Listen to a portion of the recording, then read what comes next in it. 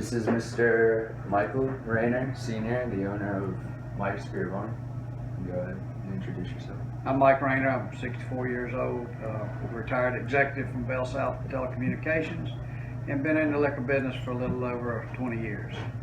Okay. What made you decide to open up your own business?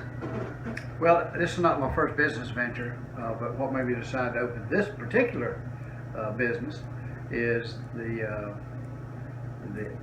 when I learned that it had closed and it was served alcohol, it was across the street from Florida State University, it made it pretty easy to put a business plan together that was very successful. It would be very successful. And I did that in 2005 and did a $400,000 renovation to the building and opened up September 2006. Okay, very interesting. And then what or who was the inspiration to open up your business? That'd be myself. I retired from Bell South and I didn't like retired life. Okay. How much time, money, and planning did it take before deciding to open the business? Well, unfortunately, Tallahassee can be very difficult in acquiring all the proper permits and getting all the drawings and everything approved. But it probably took us about 7 months from start to whenever we opened the doors. As far as renovations go? Okay. Renovations and licensing. Okay. And then how did you obtain the startup capital? Went to a bank and applied for a loan, and Okay. it was approved. Mainly a loan? Okay. And how do you mainly advertise and promote the business? I do zero advertising. Yeah. We've been here since someone has been here under this name. It was originally owned by a gentleman named Mike Norman. He passed away in 2006. He closed the store in 2004. My name's Mike. We didn't change the name. We just added liquor. It was only a beer store for the first 40 years. But we've been here since 1957. We run a clean establishment. We don't sell to underage kids. And everyone that knows about Mike's Beer Barn. Very nice.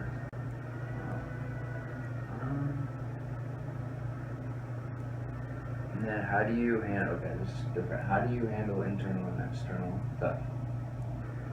Well, we have zero tolerance. If you're caught stealing, you go to jail. Very simple. Employees or customers. Okay. 100%. Never let one go.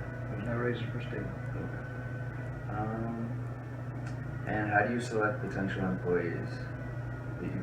Well, most of my employees, all except one or two, are students and customers, and I get them to apply, fill out an application. We do a background check on them, make sure that they don't have any bad habits in their past, and then we try to hire kids from FSU, TCC, FAMU. That tends to draw their business and their groups of friends, whether it's a fraternity or sorority. It tends to give me the business. Which could be a way of advertising and promotion.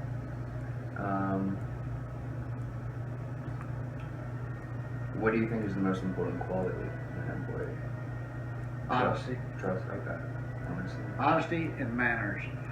That's what separates this store from many other stores. Is when you come in and you purchase a product, they say thank you because we do appreciate your business, and they're very courteous in all ways. That's not true in a lot of stores these days. Different cultures. Okay, very good.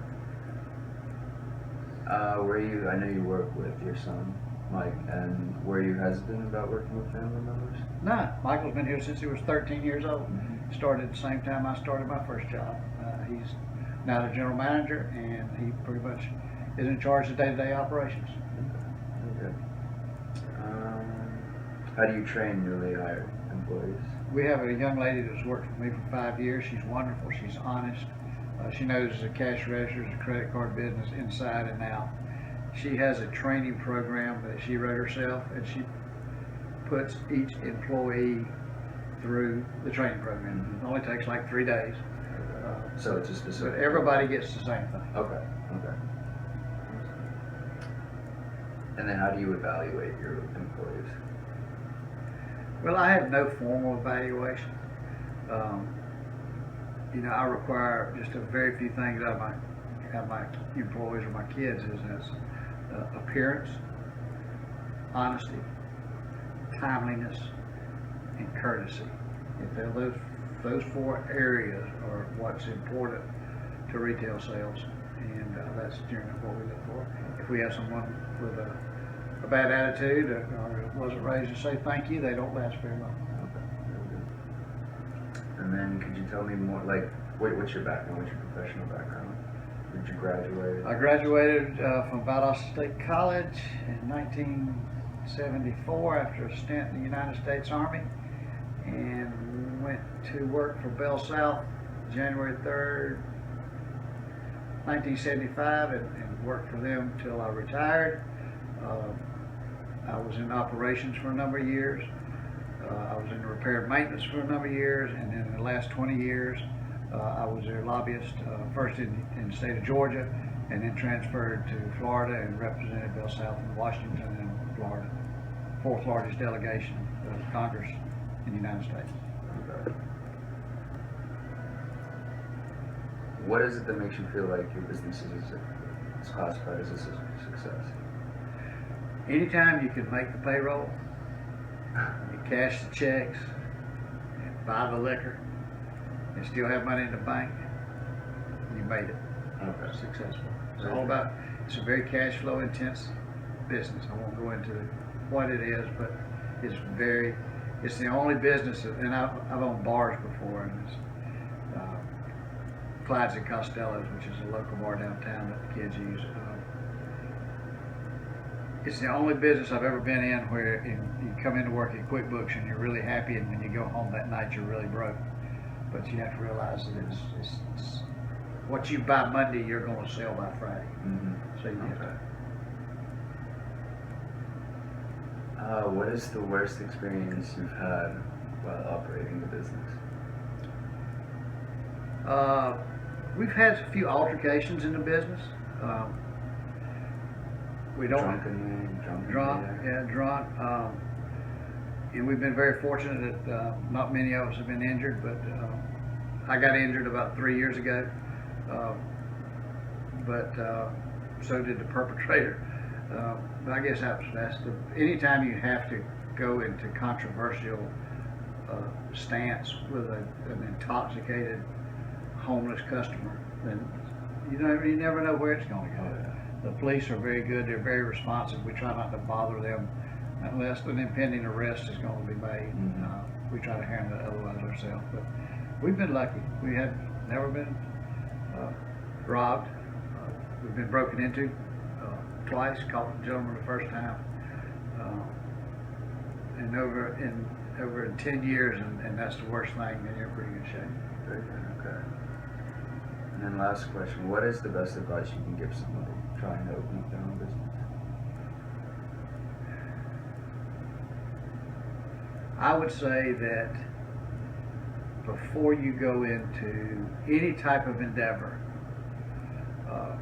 no matter what the business is, you have to have convinced yourself that you are willing to work whatever hours it takes to make the business successful. And there's going to be times when the payroll is cut and you can't cash your check because you want to take that extra money and buy some other product that will make your business better. That is not failure.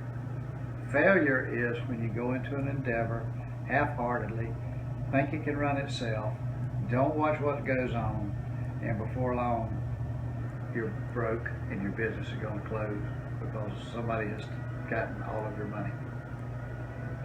All right, very good. Thank you very much. All right, thank you. Thanks. Good luck.